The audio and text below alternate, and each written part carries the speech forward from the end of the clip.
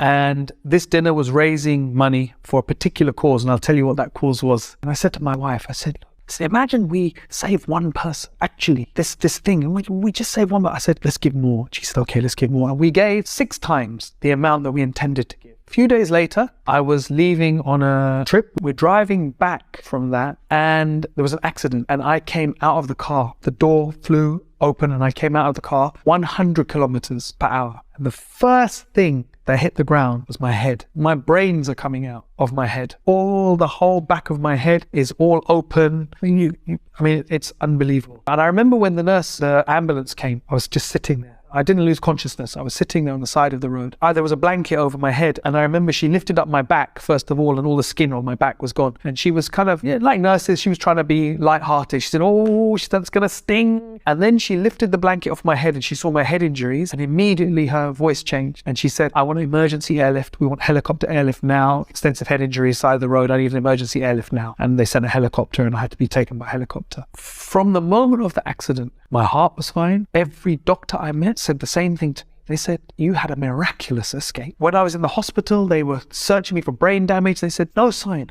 of any brain damage at all. And in my heart, I knew 100% what that miracle was. Because that fundraising dinner, which was just a few days before I left for New Zealand and Australia, was for the people of Gaza. It was 2014. And you remember the attacks on Gaza in 2014? And this was for a brain pressure sensor to protect the people of Gaza from having brain damage when they had brain injuries. That's what that donation was for.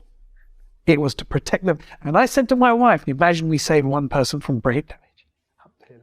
I knew 100% that my donation had saved me. Alhamdulillah.